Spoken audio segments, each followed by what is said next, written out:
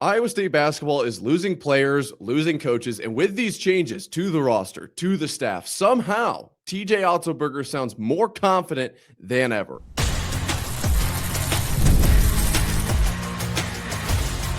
You are Locked On Cyclones, your daily podcast on the Iowa State Cyclones, part of the Locked On Podcast Network, your team every day. Hello, my name is Nick Marovets, and today we are talking about TJ Otzelberger and Iowa State basketball. TJ Otzelberger went on KXNO off the bench with Sean and Lucas and had a lot of really telling things to say. So we're going to start with roster construction, how this upcoming season looks, how he built this roster. Then we'll dive into the staff side of things and obviously some big changes with assistant coaches, how Otzelberger is going to attack that situation and where we should be honestly excited. And then finally, to round out today's show, in the entire interview, the biggest thing that Otzelberger said wasn't even really about basketball. So we'll dive into that. But first, we have to talk about this roster for this upcoming season because Iowa State is arguably coming off of one of their best teams of all time, at least the most complete. When Otzelberger, I'll just throw this in here really quick. When Otzelberger talked about his starting five, way more than I thought of those starting five were from this last season. I mean, you had Jefferson, you had Buchanan, you had Milan Momcilovic, you had Tamin Lipsey. I mean, it was a loaded roster from this last season. I thought, of course, it was under TJ Otzelberger's tenure, right? It was under the last 5 years that they asked for his starting five. So you got to take that into account. But it is very telling of where Iowa State is coming off of and where they are going. So when you talk about this upcoming season, one of the biggest talking points is those transfers, those five guys that came in on a Friday and were signed by Sunday. But one of the main things that Otzelberger talked about was how he built this team around the guys that are returning. Okay. And I think that that is extremely telling of how Iowa State runs their program and how TJ Otzelberger has chosen to run this program. When talking about the guys returning, he kind of talked about having a core yet again. This last season, remember, it was five guys: Joshua Jefferson, Milan Momcilovic, Tamin Lipsey, Cade Kelderman, obviously coming off the bench, and then Nate Heisey coming off the bench. Nate Heisey probably a little bit more contribution than Cade Kelderman, but you had five guys who were really integrated into the system, knew the ins, the outs, what's important, what's not, how to attack every single day. And those kinds of guys teach the guys that are new or the incoming freshmen, which are still new to the program, but not necessarily new to college basketball. Those players, those personalities are extremely key, extremely pivotal to keeping the standard. So when talking about the core for this upcoming season, TJ Otzelberger said that it's like Blake Buchanan, Dominicus Plata, Killian Torre, Jamari Bateman, Xavier Mitchell. Those guys were returning. And he said, we wanted to make sure we got the right guys around them. That is key. Don't look at the transfer portal for Iowa State basketball as an area to grab a superstar and build around them. It's clear that TJ Otzelberger is putting more emphasis on the guys that are in the program and finding the pieces to supplement them. That is what really drives Iowa State basketball, and I think that that is extremely telling.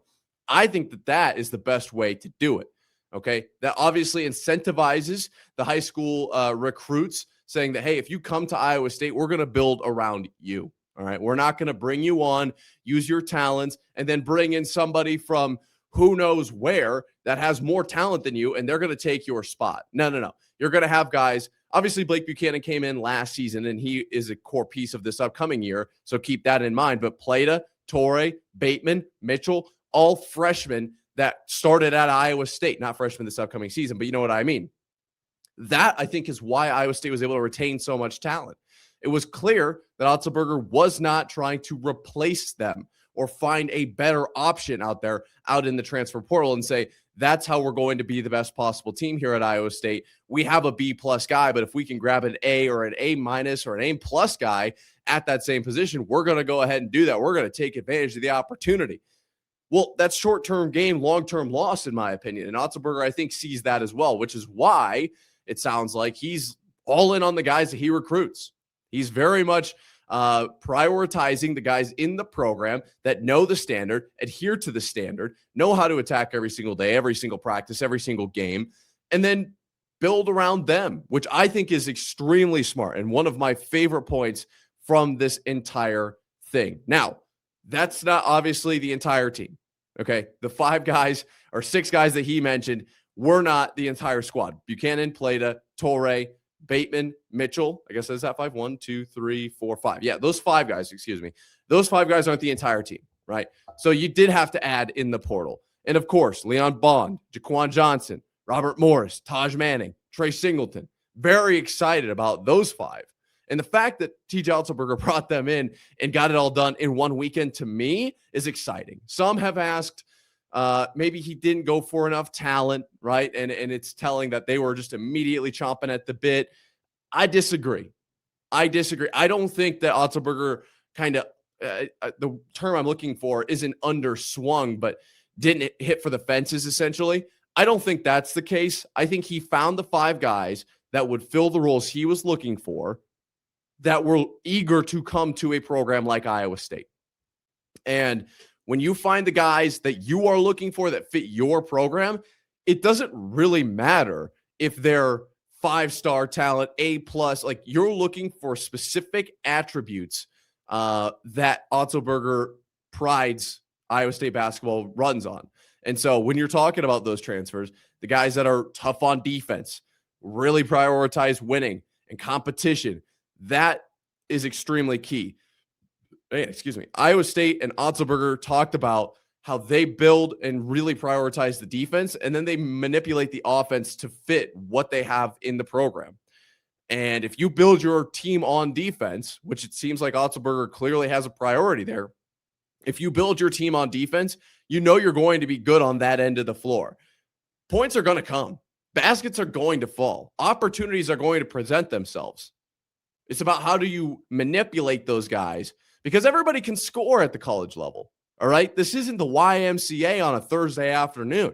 All right. If I pull up to, say, State Gym after class on Thursday at 3:00 and I get picked for, one of the teams, whatever, I can guarantee you I'm probably shooting around 15%. It doesn't matter what look you put me in, unless I'm 4 feet or less from the hoop. Low likelihood the ball is going through the basket. All right. I was a wrestler. I'm okay with admitting that. I'll make a few shots here and there, but for the most part, you probably don't want me on your team outside of defensive intensity, because that's something I can control. At the college level, at the Power 4 level especially, those guys are going to get buckets. Now, is it everyone shooting 80%? This isn't the NBA. Okay. I'm not saying that Iowa State is just, you can grab whoever you want and you're going to end up with 20 points a game. I'm not saying that. But there is something to be said about those guys are all very competent scoring the ball. And everyone has their own attribute that's going to bring something to the table. And if you can find those attributes, weave them into the offense, focus on the defense, but weave those offensive attributes in with the remaining squad from last season, Iowa State's going to be in a great spot. Otzelberger talked about not promising playing time. I think that's key, like saying, hey, you're going to earn it, and really setting the tone early, because you're creating hunger there. You're not telling guys coming in, yeah, if you come in, you're going to play 25 minutes a game. Like, no. You are going to earn it. This is not this is Power 4 Iowa State basketball, my friend. And I think when you look at guys like Killian Torre, that's a prime example. Was given an opportunity, seized it immediately, brought the defensive intensity, basically made you take him off the floor. Sure, he had a scoring dip last season, but his minutes remained high because he was so defensively intense. And it was something that obviously Otzelberger prides the program on. And it's just like, well, we got other scoring options. Let's build the offense around the other guys, kind of focus there, try to get Torre his shot back, which he ended up finding it kind of towards the end of the season in the Big 12 tournament. But that right there, I think, is the key. That it's a very telling story of Iowa State basketball. You have guys that are going to bring effort defensively. That's obviously what Otzelberger focused on in the portal. Not only, there's scoring talent in those 5 players, but certainly you're going to be defensively intense, and then we'll score points along the way. Now, is that a winning formula? I think that's individual to each fan, whether or not they agree with the fact that you're going to hold your opponent to 55. All you got to do is score 47 or 57. Excuse me. If you hold your opponent to 55, you got to score 56. Can you score 56? That's something that Iowa State has run into in the past. I would say a few years ago, more so than last year. And that's something that's individual to each fan. But I like at least the concept that they're building around something that's controllable. Back to my point about if I show up to the YMCA or state gym or whatever, I'll slap the hardwood. I'll slap the floor and shuffle my feet. I can control that. Otzelberger's finding guys that can control the defensive side of things, and the offense will come. They'll get offensive looks. They'll bring in inbound plays that get good looks. It's not necessarily been Iowa State's biggest strength over the last few years, but it's much easier to control than defense, because on defense, it really does come down to obviously putting players in the right position, but them executing intensity, shuffling their feet, moving around, closing out, hands up, right? Identifying where, on film, where teams like to go and being ready for that. That is where I like Otzelberger's mentality the most. Control what you can control. Offense will come. Now, speaking of offense, defense, who coaches those guys? Otzelberger, of course, but the assistant staff plays a very large role. And Iowa State saw some key departures this year in the assistant coaching realm. How is Iowa State going to bounce back? Are they in an okay spot? See what Otzelberger said coming up right here after this. But first, a word from our friends over at Rocket Money. If you've ever opened your bank account and thought, where did all my money go? You're not alone. Keeping track of your subscriptions, spending, and bills can get overwhelming fast. That's where Rocket Money comes in, helping you take control of your finances all in one place. It tracks all your subscriptions in one spot and can help cancel the ones you don't need with just a few taps. It automatically categorizes your spending so you can actually see where your money is going. And you can set budgets, get alerts, and stay on top of upcoming bills.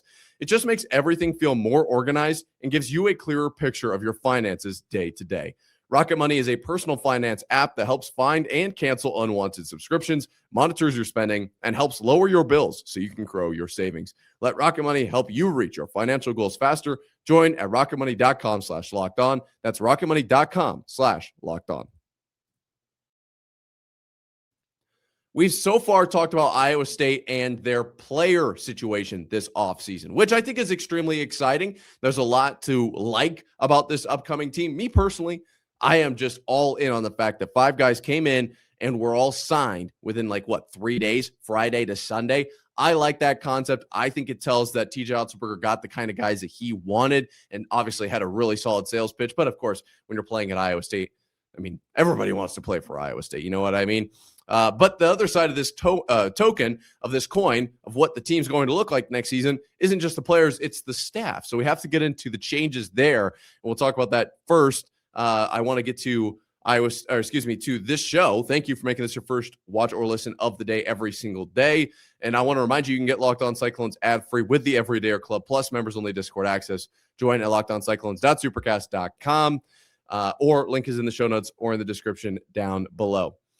So when it comes to coaches taking other opportunities, Kyle Green, UNI, J.R. Blunt, San Diego, that is a big deal.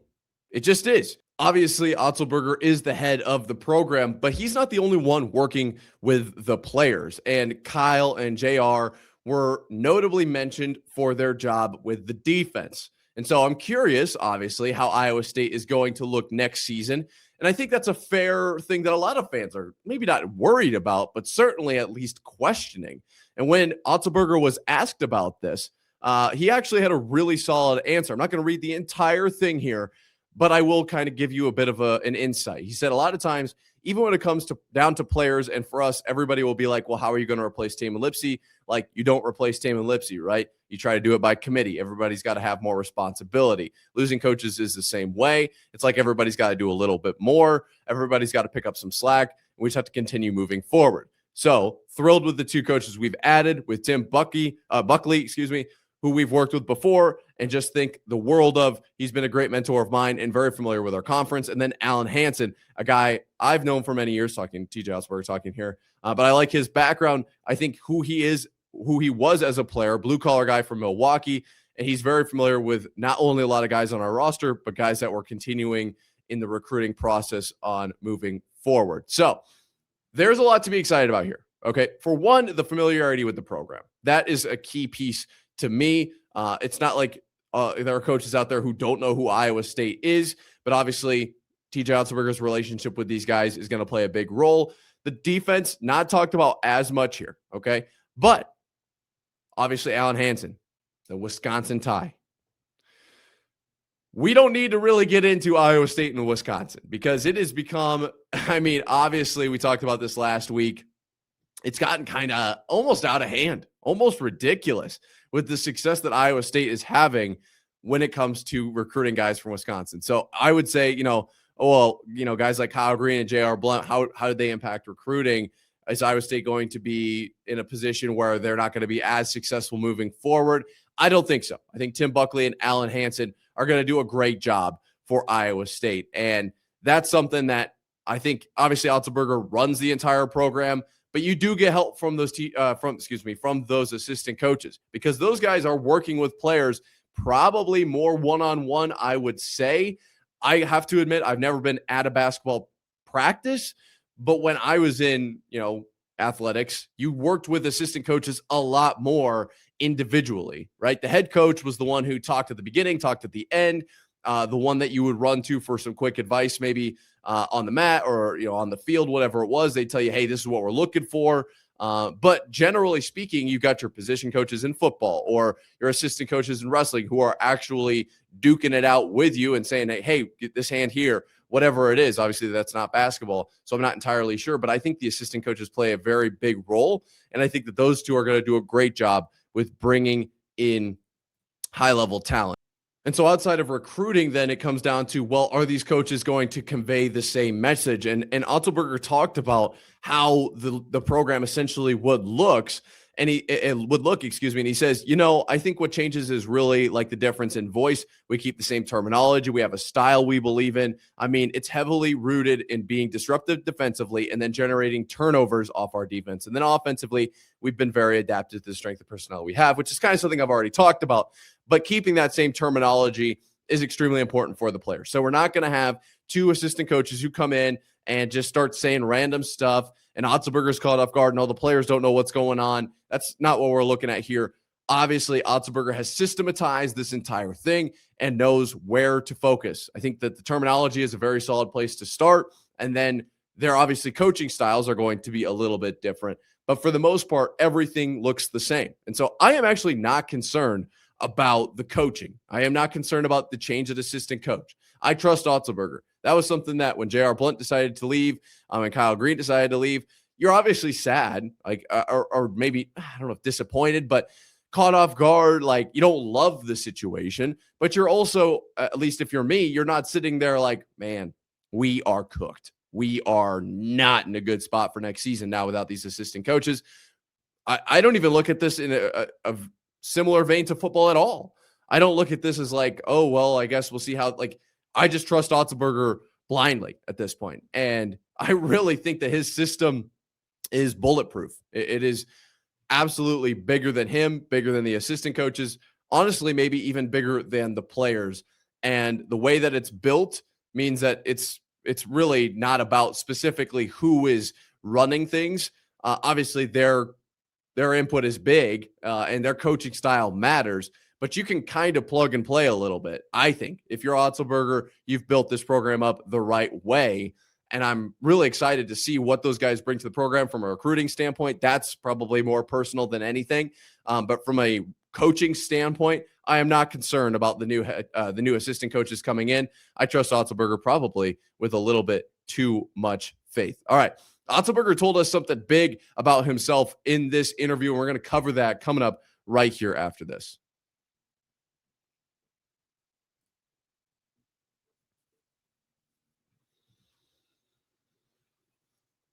So in this interview with Off the Bench, KXNO, with Sean and Lucas, Otzelberger really kind of talked about a few things that weren't necessarily program specific, which I found to be kind of fun. I don't think we get that a whole lot from TJ Otzelberger. I think more so than anything, we do get a lot of coach speak, but it's interesting to hear his coach speak versus, what a Matt Campbell coach speak was. We're now working with Jimmy Rogers, obviously, and I don't know if coach speak is even in his vocabulary.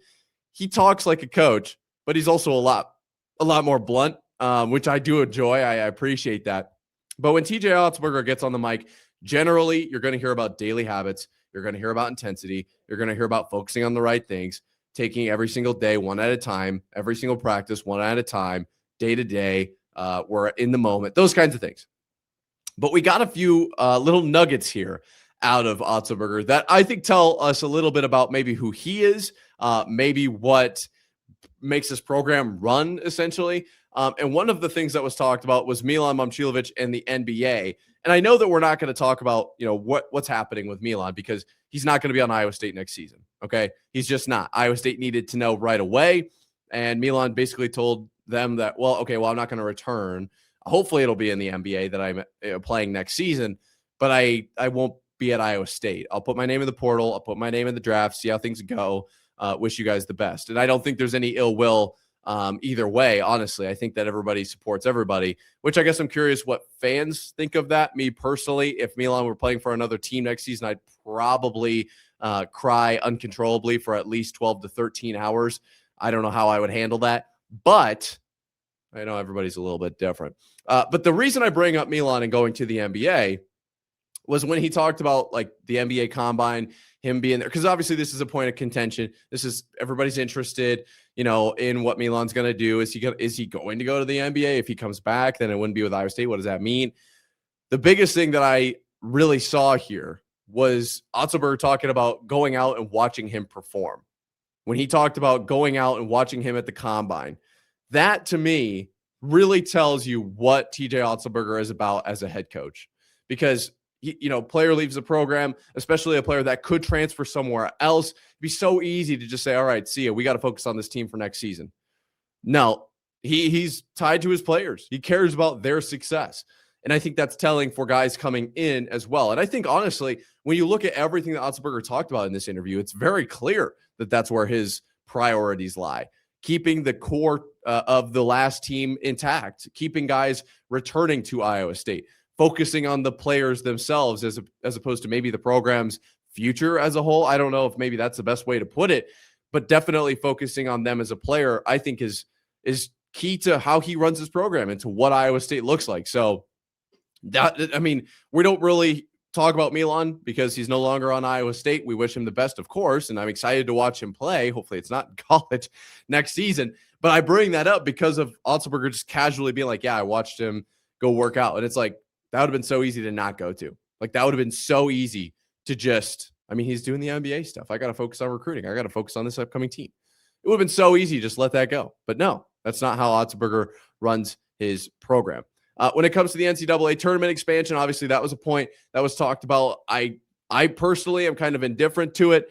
And I think Otzelberger kind of is the same way. He said, tell me the rules and we'll adapt, kind of a thing. Obviously that's very Otzelberger. That's very Iowa State. I'm not as concerned about this, expansion because Iowa State isn't really in that position. We talk about it more on the football side of things because Iowa State football is much closer to that 2014 cutoff. Iowa State this year was a 2 seed, right? And it's not really like 2 seeds are impacted by the expansion of the playoff as much. And so I think Otzelberger kind of feels the same way. It's just like, yeah, we're gonna go out there and play ball, whatever the case is. I like his mentality there. And speaking of mentality, when asked about the polo shirt situation, he said a tucked in polo shirt looks a lot more like winning than a hanging out quarter zip. Now, let me get to this, okay? Because this is maybe a hot take. I personally love the look of the suit on the sideline, right? Maybe it's just me being like nostalgic, okay? It's very possible. But I love the idea of the full-on button-down shirt, tie, suit jacket. You can take the suit jacket off. You can throw it around when you get upset. Otzelberger has chosen to go the polo shirt route, tucked in the schmedium size, as he says, which, of course, you got to show off the guns if you got them. I don't blame him at all for that. And I'm not actually taking anything away from him for wearing a polo. I think a polo does look a little bit more like winning than a quarter zip. And I don't know if necessarily wearing the button-down tie, the whole suit getup looks more like winning than a polo shirt. I would say it looks more professional. Winning is questionable. Quarter zip to me just, I don't know, it doesn't do it. So I'm completely with him there. But what he's more focused on is the appearance. which is big. And it's something that you don't think about. You know, when you leave athletics, some of that stuff just lingers, okay? And when I'm ever doing cardio or doing maybe sprints is kind of like cardio. It is cardio. I treat it more like it's a workout in of itself. But when I'm doing something that's extremely gassing, I don't bend over and put my hands on my knees or put my hands up on my head, okay? Why? Because I was taught early on that that's how you show your opponent that you're surrendering. Now, I'm pretty sure scientifically it's been proven that putting your hands on your knees and bending over is actually a faster way to recover. I don't have that study in front of me, but I remember seeing that and everyone was like, yeah, my coach lied to me. But it's all about optics, right? It wasn't ever about how fast you could recover. The coaches that were teaching that were never worried about, well, it's actually faster to recover if you're standing up with your hands on your hips. Like, no, they were worried about what is the other team or the opponent noticing about you when you're out on the mat and it's the end of period 2 and you're just keeled over.